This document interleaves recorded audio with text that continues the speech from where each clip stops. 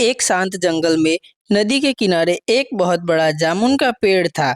उस पेड़ पर एक बहुत ही प्यारा सा बंदर रहता था। वो मीठे जामुन रोज खाता था। नदी में एक मगरमच्छ रहता था जो बंदर को देख रहा था। वो उसको देखकर देखते ही रह गया। बंदर ने मगरमच्छ को दूर से अपने पास बुलाया और हैरान हो गया। बंदर ने तभी अपने पेड़ से मगरमच्छ को बहुत सारे जामुन फेंक कर दिए और मगरमच्छ वो जामुन खाने लगता है और धीरे धीरे अपनी जीभ बाहर निकालकर मगरमच्छ सारे जामुन खा जाता है। ऐसे कर कर धीरे धीरे दोनों बहुत अच्छे दोस्त बन जाते हैं और फिर साथ में रहने लगते हैं। फिर धीरे धीरे बंदर उस मगरमच्छ को रोज बहुत सारे जामुन मुंह में फेंकता और मगरमच्छ उसे खुशी खुशी खा जाता था। एक दिन मगरमच्छ बहुत सारे जामुन अपने घर की ओर लेकर चला गया। फिर मगरमच्छ ने वो सारे जामुन घर पर ले जाकर अपनी पत्नी को दिए।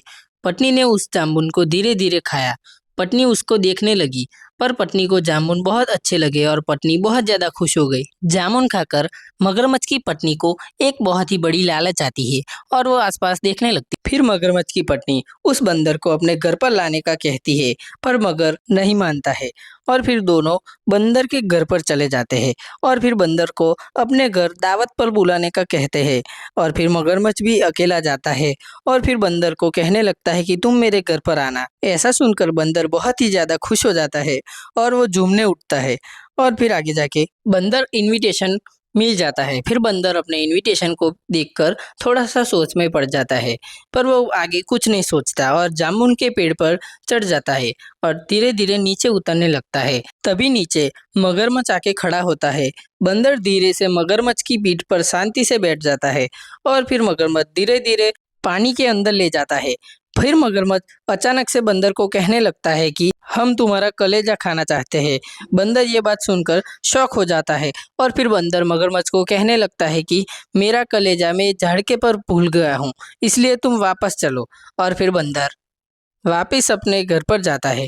जैसे ही मगरमच्छ बंदर को नदी के किनारे लेके गया, बंदर वहां से नीचे उतर गया और बहुत ही जल्दी पलक झपकते ही अपने पेड़ पर जाकर कूदते कूदते डायरेक्ट पेड़ पर चला गया और पेड़ पर जाकर शांति से बैठ गया। फिर बंदर कहने लगा कि कोई अपना कलेजा पेड़ पर कैसे भूल सकता है और फिर बंदर बहुत जोर जोर से हंसने लगता है और शांति से पेड़ पर ही बैठा रहता है। आसपास बंदर देखने लगता है और ये सब सुनकर मगरमच्छ को समझ आया कि ये मेरे से गलती हो गई और फिर बंदर मगरमच्छ ये सब सोचकर बहुत ही ज्यादा शर्मिंदा हुआ और फिर उसको उसकी गलती का एहसास हुआ। वो बहुत जोर जोर से रोने लगता है और ये सब बंदर उसको पेड़ पर बैठा हुआ देख रहा होता है पर मगरमच्छ वापस वहां से चले जाने का सोचता है।